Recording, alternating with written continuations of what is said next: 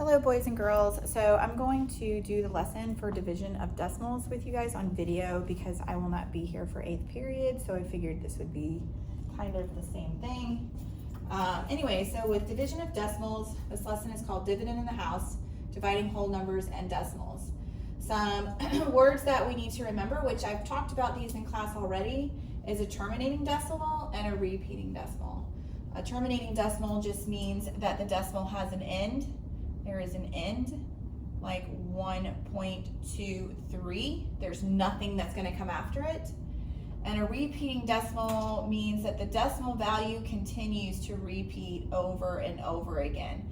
And usually when that happens, we can just put a line above that last digit, and that just tells us that that number just will continue to repeat. Our learning targets for this are, we're going to learn estimating quotients, developing an algorithm for dividing whole numbers and decimals, use the standard algorithm to solve these problems, and we're going to also learn how to write fractions as decimals. So just to kick off a start, understanding how division works. So you have what we call fact families, and we've gone over this in class before as well. We know that 72 divided by 8 is 9, but we also know that 72 divided by 9 is 8. And we also know that 8 times 9 is 72, which means 9 times 8 is 72. So these are what we call fact families, okay? This one has the same, so 84 divided by 14 gives us 6, and 84, well no, not that one, it'd be 14 times 6 equals 84. And then that also means 6 times 14 equals 84. So that's how fact families work. Like I said, we've gone over that in class before. So we're going to start here on with 147. Now this looks pretty insane, this example we have here, but Lori is correct. We see a thumbs up here, but there's a lot going on. This isn't a preferred method of mine, but just to understand what she did here, I used an organized estimation strategy. So first she estimated how many sixes are in 34,098. And she said, well, I know 6 times 5,000 is 30,000, so that's what I'm going to start with, 5,000 of them. And 5,000 sixes is 30,000, so she went ahead and took it away from the dividend. And she has 4,098 remaining. And then she says, well, if I have this remaining, I know that 6 times 700 is 4,200, which is too big. So she did 6 times 600, which is 3,600. So she went ahead and stacked that 600 up there and said that 600 times 6 is 3,600. Did the math to subtract there and got 498 left over. She's like, well, I still had 498 left, so I tried 6 times 50, which is 300, but that was a little too small. So she tried 6 times 8, which is 480, and she was like, oh, that's a lot closer. So she said, well, that's going to be 80. So she stacked that on top of the 600, and 80 times 6 is 480, and got 18 left. And then she knew right off the bat that 6 times 3 gets you that 18, so she stacked that 3 up there, and 3 times 6 is 18, which got her to 0. And that's typically the ultimate goal with division, is to get to 0 right here. This kind of looks like the standard algorithm, but they're stacking all these numbers up here. But if you notice, this is kind of like expanded form. 5,680 and 3. And if you put 500 plus 600 plus 80 plus 3 together, you get 5,683. So it's an interesting method. But it is the standard algorithm, because you are putting as many 6s in as you can, as many as you can to get as close as you can, and then you get as close as you can and you subtract, and you have some left over, and then you try it again. Okay, let me see how close I can get, how big I can get without going over, and you subtract that, and you end up with some more left over, and you keep doing that until you get to nothing left over, which is an interesting way to do it. On the next page, we have Robin Morgan, and they are both correct as well. So Robin Morgan wanted to try her method. We see that Rob did it her way, but Morgan did it a little differently. Morgan did it how we learned to do it. This is the standard algorithm right here. This is how your parents know how to do it. We call this long division sometimes, but this is the standard algorithm, okay? So here, just like I've shown you before, how many 6s fit into 3? It can't, so you open the garage up. How many 6s fit in 34? Well, that's 5, which is 30. You do the subtraction, and then you bring down the next one, and you start the process over again. How many 6s can go into 40? So on and so forth. So it's kind of the same thing, where you're trying to put as many as you can in, and then you end up with some left over. But this one, you're just dropping things down piece by piece by piece. Or here, you're thinking of the whole number, which is an interesting way to do it. But over here, Morgan and Dustin, so Morgan's like, I'm going to use my strategy from earlier, and Dustin said, I think there are, he did it a different way, and he's obviously wrong here. And this is a big mistake that 6th graders make, that Morgan said that 256 can go into 26,112 102 times. And she started by saying, well, 256 can't go into 2, can't go into 6, but it can go into 261 one time, which is 256. Then she did her subtraction, and she got 5 left over, and she brought down the 1. And then she just brought down the 2. Well, what she did here, because obviously if you bring down just the 1, and you have 51, 256 can't go into that. So she was like, well, I'm going to drop 2 at a time. And typically, this would not be ideal, because what you're forgetting here is that I know your 5th grade teachers showed you this, but when you have 26,112 and you said 2 can go in here one time, which was 256, you have 5 left over, and you bring down the 1. And you say, how many 256 can go into 51? Well, if you remember from 5th grade, if the answer is no, a 0 must go. And then I would require you to do this step, showing that 51 minus 0 is 51, and then bring down the 2. So what Morgan did, she got to 51, she goes, well, that's not going to happen. And she did place that 0, and then went ahead and dropped down the 2. And then said that 256 can go in twice, which is 512, and then you get to 0.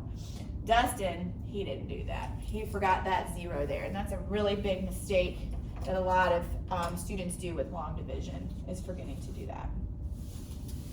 Now, this is also another skill here, interpreting remainders, that you learned in 5th grade. Interpreting remainders. I remember teaching this as a 5th grade teacher. But over here we have this division problem. And after working through the algorithm, they follow the steps, subtracting and bringing down, subtracting and bringing down. And when they got to the end, they ended up with a 9 left over and nothing else to bring down. And what we call that 9, we called it a remainder. And what you do with that remainder is you use that remainder to write the fraction part of this answer. So this answer has a whole number part, which is 154. And then the remainder becomes your numerator, and your denominator is always your divisor, which is 23. So that right there is just telling you that if you have a remainder, you have some options. One option is to take that remainder and write it like a fraction next to your whole number. So this right here, but we know that we could also turn this fraction into a decimal, but for now, we're writing it like a fraction. So that's one way to write remainders with numbers. Another way, though, is using decimals. So here we have decimal division. It says that you can use the standard algorithm, just like we showed in the other 2 activities, on how to do decimal division. The only difference is that there's a decimal point here. okay? And this decimal point just floats right on up into this place value, and make sure it stays there. It's right where it should be above this decimal. And you just follow the algorithm by seeing how many 3's can go into 3. 1, which is 3. You have 0 left over. Drop down your 5. Here's you've gotten to the decimal point. So the next number that you are going to divide into will come to the right of this decimal. And how many 3's can go into 5? Well, that was once. And 1 times 3 is 3. And you do your subtraction, you get 2 left over, and drop down your 7. And how many 3's can go into 27? It is 9. And then we get to 0. So it's really no different other than the fact that you have this decimal point in the dividend. And that just floats right on up. It's like a bobber, it just floats right on up, okay? In this example here, you have a decimal in your dividend and your divisor. And remember when I said, if you take this division problem and you write it like a fraction, you see that we do not like decimals or fractions in our denominators. This makes it a sad, sad problem. And we don't like sad, sad problems.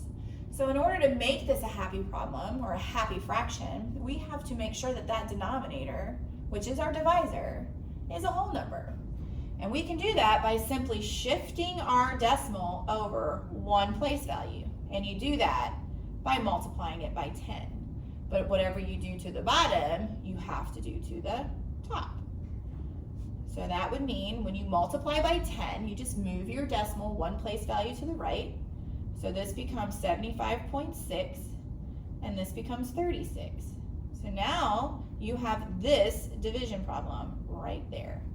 75.6 divided by 36. And no decimal in your divisor, so we now have a very happy problem. And you just follow your division steps. 36 cannot go into 7, but it can go into 75 2 times, which is 72. You have 3 left over. Drop down your next digit. 36 can go into 36 one time, and you get that 0, and you get to 0, which is what we want.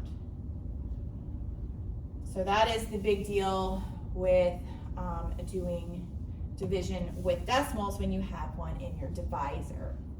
So here we have one in our divisor, and we do not want it there, if you notice. So we have to multiply them both by 10, or we're just shifting the decimal. This becomes 480, and this becomes 86.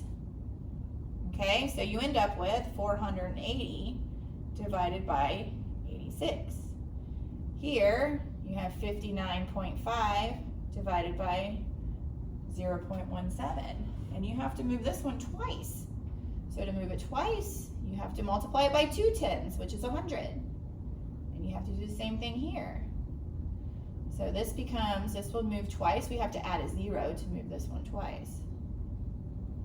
And this one becomes 17. And we end up with 5950 divided by 17. And then this one here, you write it like a fraction so you can kind of see. Oops, that's too many zeros. Just 1 0. This one, it's got to move twice, so we're going to have to multiply it by 100. Same thing with this one. And this one, you have to add a 0, so it becomes 620 divided by 2. So 620 divided by 2. And if we look at these 3 division problems down here, there's absolutely nothing different between them. Both pieces were multiplied by 10. And we got 70 and 560. Then for this one, they were both multiplied by 100. And this one, they were both multiplied by 1,000. So we're not changing the value of the problem, we're creating an equivalent problem. You're gonna get the same exact answer regardless, okay? It's just when you have a decimal in your divisor, it just really, really confuses a lot of things, okay? Now, here we have a big one. It's called fraction to decimal equivalence.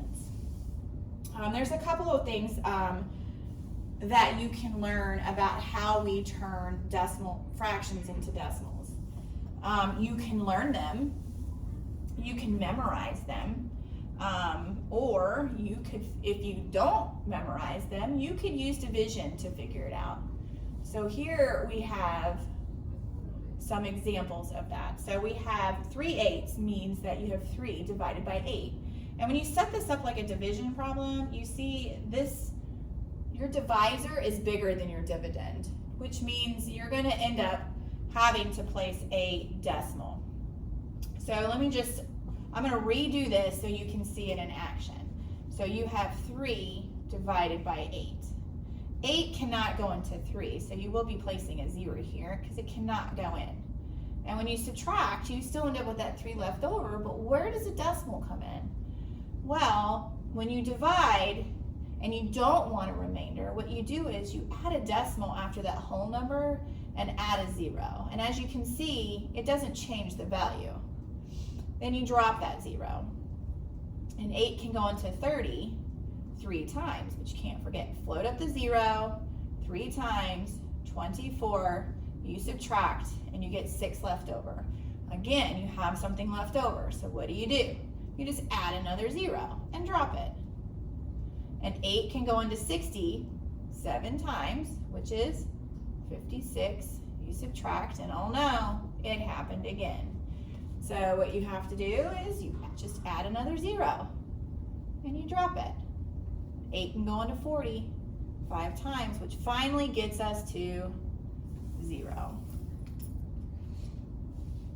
Now sometimes when you're doing crazy division like this, like 2/3, 2 divided by 3, so you have 2 divided by 3, you end up dropping zeros and you keep getting the same number.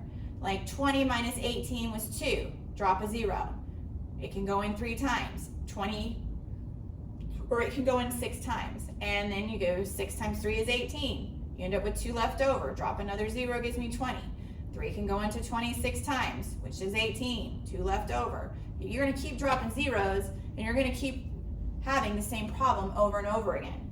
This is what we call that repeated decimal. This one on the left, you got a terminating decimal. This terminated, you got to 0. You didn't have to drop any more zeros or anything else like that. Unfortunately, this repeated. You ended up with a repeated decimal. And to show that, you just, when you get to the one that's repeated, you just draw a line over it like that to show that it's repeated. So on the chart above with some common ones, 1/3 is commonly wrote as 0.33 repeated. 3/5, well, 1/5 is the same as 2/10. So 3 of them is the same as 6/10. 1/4 is a very common one. It's 0.25. It's the same thing as a quarter, which we talked about in class. I already gave this one. This one is 0.2. Now a 1/6 is the same thing as 0.33, or 0.1. No, this one's 0.33. 1/6 is the same as 0.133 repeated. This one, 0.133 repeated. So 4 of them, 4 divided by 6 would be 4 of these. Actually, 4/6 could be simplified to 2/3, which 1/3 is 0.33. So 2 of them would be 0.66 repeated. Pretty sure. We might check that one. Anywho, well, the last thing I'm going to show you is that with activity 5, you will be having to do some geometry questions when it comes to decimals. You will be solving volume with your edge lengths as decimals instead of fractions. So if you see here, your homework, you will have an example of a volume 1 on the bottom to try if you want. So that is division of decimals, and your homework is page 163, 164.